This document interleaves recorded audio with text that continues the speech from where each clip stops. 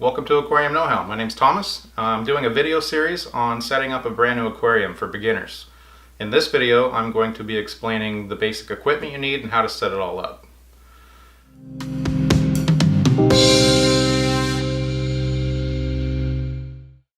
First consideration is a tank.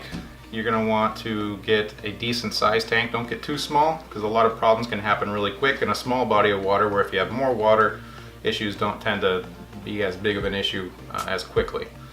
So this is a 10-gallon tank. We're going to start here. First thing you're going to want to get is a filter of some kind. This is what they call a hang on the back filter because it hangs on the back. There's also other options like sponge filters, but you need some filter of some kind. With the hang on the back, you're going to want to focus on gallons per hour. You want to turn a tank water over about 4 times per hour. So this being a 10-gallon tank, we're going to have a 40-gallon per hour filter. When you go to the store and you buy one of these filters, it will usually give you a range. Let's say it's good between 5 and 15 gallons or 10 to 20 gallons, something like that. You can usually go by those numbers.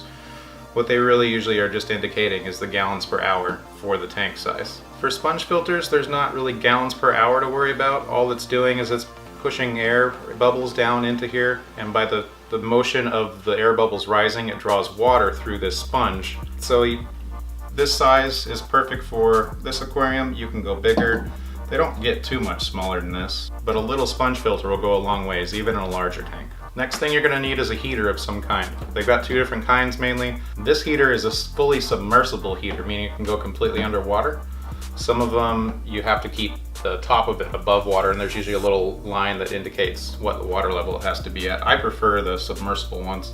For most of your tropical fish, you're going to want to set your heater to 72 to 78 degrees Fahrenheit. That can usually be adjusted by this knob on top. When you turn it, it will raise or lower this indicator here. These heaters are not always accurate, so if you set it to 75 here, it might be at 80. So I'd say put it in the tank, set it to where you want it, monitor the tank every couple hours, and adjust as needed to get it to the temperature you need it. They usually will come with a little clip that holds it on with a suction cup. You slide that on there, and you will just stick it to the glass. You're also going to want to put your tank on something. You can buy pre-made stands, you can build your own. Something small like a 10-gallon, usually you can put on a dresser. You just want something that's more or less level and will support the bottom completely, all 4 corners. If you get pressure points in the corners, you can crack glass. And the tank doesn't have to be perfectly level, as long as it's perfectly flat. You don't want any waviness to the surface it's put on. You're also going to want a lid of some kind. You can buy glass lids, you can buy lids that or hoods they call them sometimes, that have a light built into them. I tend to use these polycarbonate sheets from Home Depot. They're used for like greenhouse walls and stuff like that. It's just a double walled, pretty sturdy. I just cut it to size, cut little notches out for the wires and cables. And this just fits inside the rim of the aquarium. The main purpose for the lid is to keep the evaporation down. If you don't have a lid, you're going to be adding water to your tank quite often. Also, if you have fish that tend to jump, it's going to keep them from jumping out. And even though it's not necessary for the fish, you're probably going to want to look at them, so you want to have a light on top. They have many different kinds of lights. They've got fancy LED lights you can get on there. You can get the traditional fluorescent tube lights. They can range anywhere from $20 to hundreds of dollars, depending on which ones you get.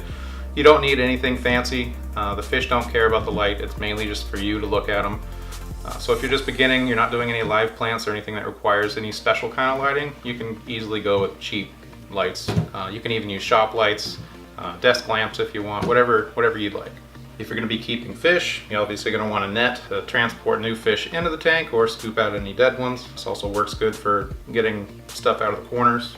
Key component is water conditioner or dechlorinator. This will remove any harmful chemicals like chlorines, chloramines, heavy metals that come out of the tap water. You're going to want to use this every time you do a water change or when you're first setting up a tank before you put fish in there. If you're not going to put fish in at first, which I wouldn't recommend, which reasons we'll go into later, you can just let the water sit for 24 to 48 hours and most of the harmful stuff will just evaporate out of the water. Not necessary, but very useful, especially for beginners to keep track of what's going on in the water, is a water test kit. They have many different kinds. Some have little test strips that you dip in the water, compare colors to. This test kit has these little bottles that have different solutions in them. Following the directions in the booklet here, it will tell you how many of what drops to add to your sample of water And then depending on what you're testing, you can compare the colors to here. It'll tell you what levels of whichever component you're testing. So why do we need a filter? What does a filter actually do? Well, the filter, in addition to circulating water and oxygenating the water, which happens at the surface with surface agitation, there's going to be a lot of waste in the aquarium from uneaten fish food or fish waste. The filter is going to take care of all that, and how it takes care of that is three ways. You have chemical, biological, and mechanical filtration. So what's inside the filter? Got the lid, pull that off. Inside you're going to see quite a bit going on. Depending on which hang on the back filter you get, it could have a lot of different things in there, but the basic idea is always going to be the same. We'll start with the filter cartridge. Usually has an indicator that tells you which way goes where. And you're going to have different baffling in there. This in the front usually is just there to sort of slow the water down so it doesn't make as much noise.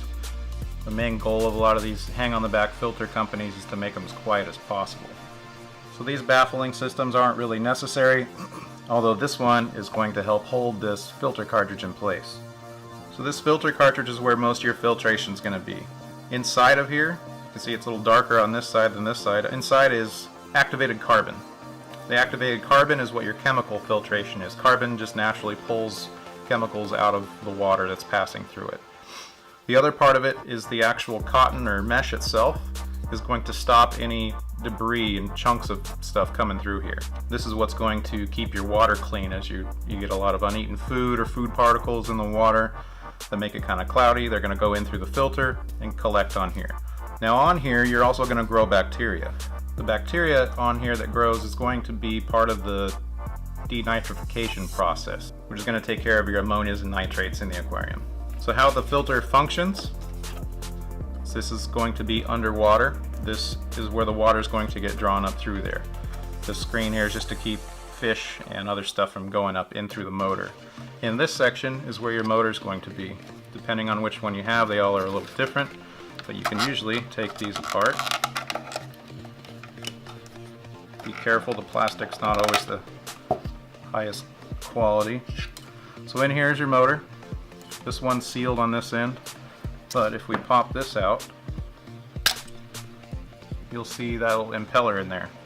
Just a magnetic impeller. There's a little magnet in here that is electrified, causes this to spin, and you can take this out. There's the magnet that, by the electrical current, turns this. You don't normally need to get into here, but sometimes you get algae and detritus and other things built up in here, so occasionally it's good to come in and clean that out with a little toothbrush or something.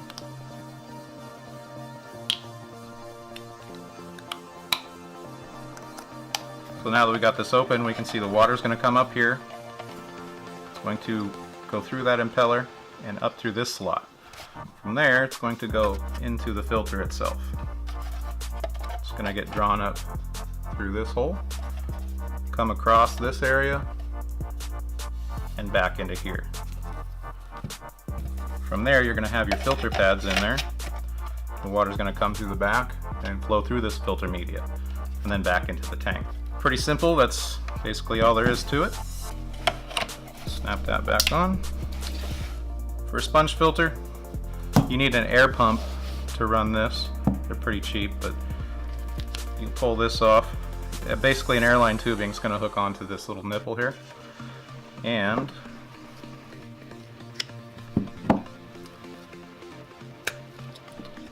that doesn't need to come off.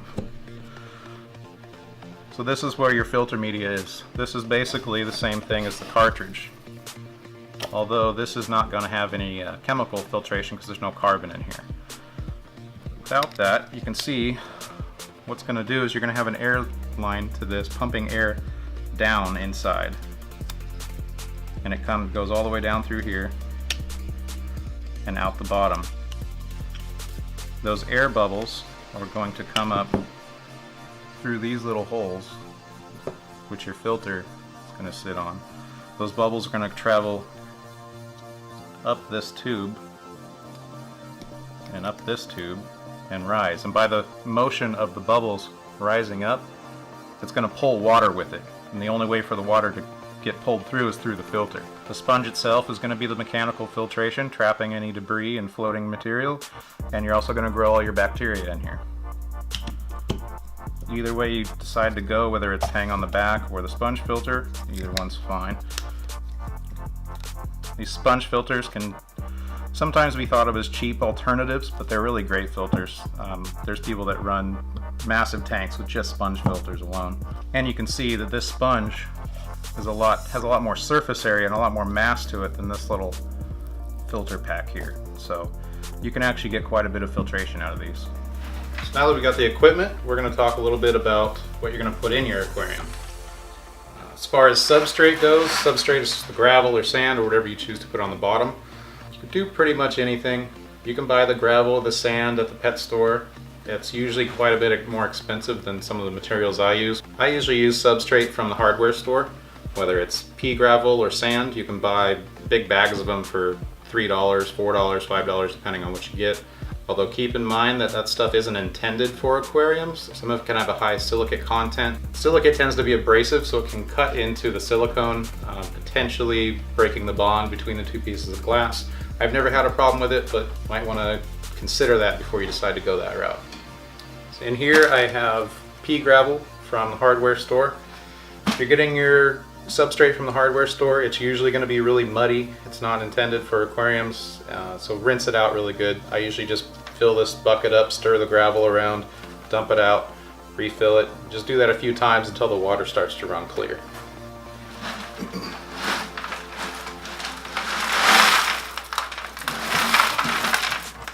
Be careful when pouring it in or putting it in there because it is glass. If something too big comes and falls down on it, you run the risk of cracking glass. Probably best to scoop it out.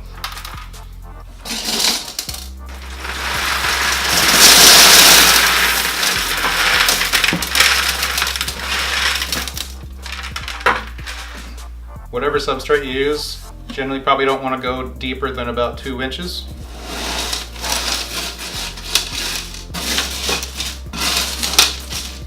What can happen if you get the gravel or substrate too deep is that you can get food particles or waste trapped underneath, and you can get an anaerobic bacteria situation going on, which basically is going to create toxic gases and things that are bad for fish. So keep it, no more than 2 inches thick, and you should be fine. For decorations, you're going to most commonly have rocks, driftwood, plants, whether they be live or fake. I'm just going to use a few rocks here.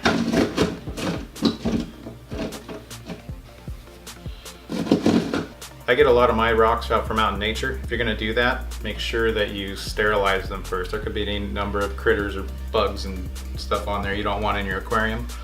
You don't ever want to boil rocks, but you can boil water and pour the boiling water over the rocks. If you boil rocks, sometimes they have air pockets in them and they can explode if they get too hot. With driftwood, you can also get that from out in nature. But the stuff you get in the stores is already prepared and basically ready for the aquarium. The stuff you get out in nature can tend to rot and decay and get really moldy, so you kind of have to do a little trial and error with stuff you get from nature. With driftwood, you're going to, whether it's from the pet store or from out in nature, you're going to want to boil it. That's safe to put in the pot to boil. Boiling it's going to sterilize it. It's not a big concern if it's coming from the pet store. But the main goal for boiling it is that the wood's going to float when you put it in the aquarium. So you either have to tie it down with a rock or glue it down or something. And then over time it'll become waterlogged and it'll sink on its own. But to start out, if you boil it first, it's going to get waterlogged a lot quicker. If you want to put other things in your aquariums like toys or model kits you've made, battleships or whatever, usually most of the paints that are used on those, once they're cured, they're fine in the aquarium. They're not going to leach out.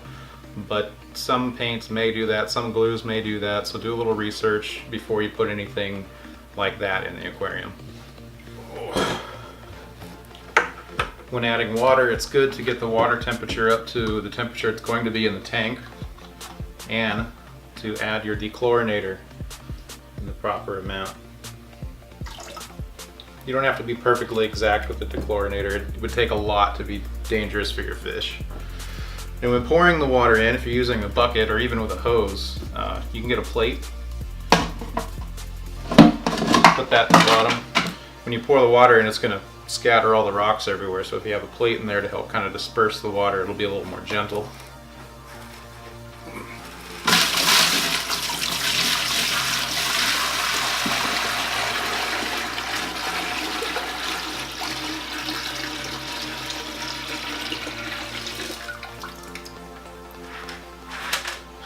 Assuming your plate doesn't float.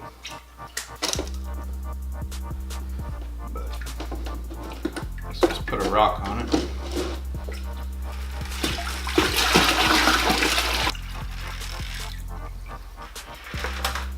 With these hang on the back filters, you're going to want to fill the back up with water before you start it.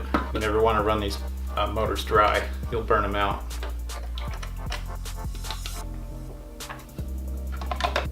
We got our filter plugged in, our heater plugged in. Everything should be working fine as long as you got water coming out of the filter. We'll take our plate out now. One thing you may want to do with these wires coming off the back is create a drip loop. And a drip loop is basically just going to keep the water from running to the electrical socket, shorting things out, creating fires. Imagine this is our wall socket. We got this plugged in, and this is hanging out of the tank. If it starts to leak water, it's going to run right down here and down into the socket. So if you create a drip loop,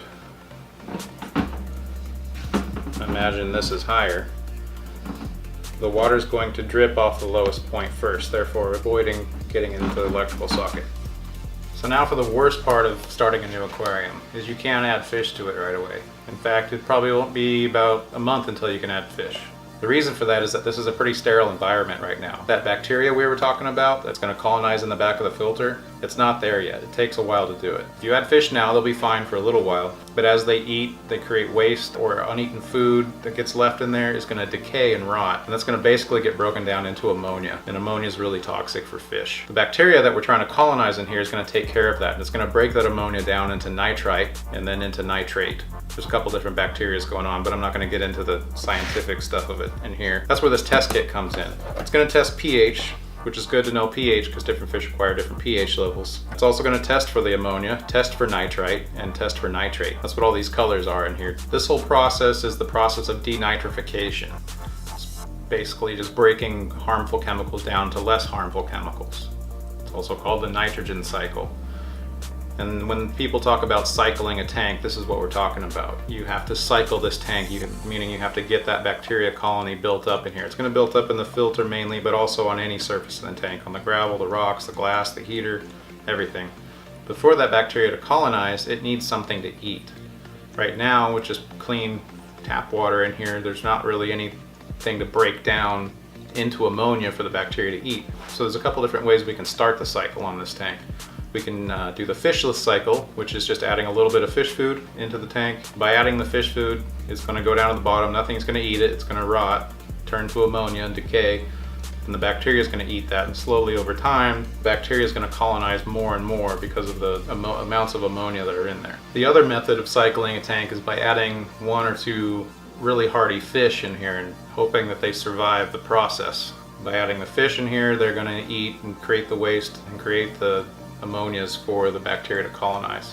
As that bacteria starts to eat away that ammonia, it's going to break it down into nitrite. Nitrite is less toxic than ammonia, but still toxic. At that point, you're going to have another type of bacteria that's going to colonize to break down that nitrate into the least harmful of the components we're talking about, which is nitrate. Nitrate is not very toxic at all, except for in really high amounts. So to get rid of that nitrate as it builds up, we're going to do water changes. That's where you get the gravel vacuum out, clean the gravel, drain some water down, usually about 10-20%, and then you're going to add fresh water back in, therefore diluting that nitrate level down. You'll generally want to do that once a week, depending on the tank and the stock load you have. Sometimes it can be up to once a month, but generally once a week, once every 2 weeks is a good schedule to keep. You can monitor your nitrates. Once you hit about 10 to 20 parts per million, you're going to want to do a water change.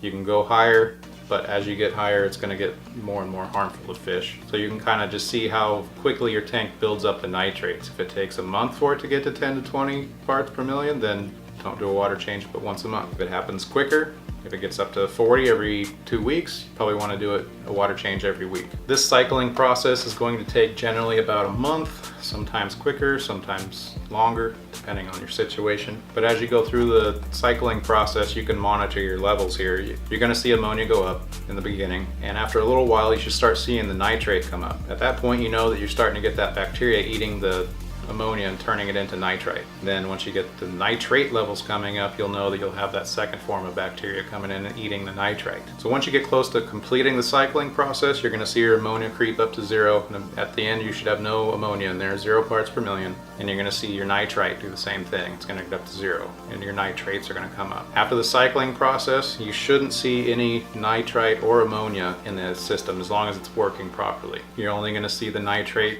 and then you're going to do your water changes to combat that. So once your tank's fully cycled, then you can start adding fish. Don't add a bunch at once. Once your tank is cycled, the filter is only capable of supporting the life or the load of ammonia and bacteria that's in it now. If you add 10 fish to it all at once, that filter's not going to keep up. You're going to see that ammonia and nitrite levels spiking again, and you're going to have to start the whole process over. So when adding fish, add a few at a time. Let that filter catch up, build more bacteria, and then you can start adding more and more fish as you go. So that's the basic equipment you're going to need for a new aquarium and how to set it up. In the next videos in this series, we're going to go over adding fish, care and maintenance on the aquarium over the long term, and then what things we can do to go to the next level, whether it be bigger tanks, different lighting, live plants. So if you want to see those videos, don't forget to subscribe.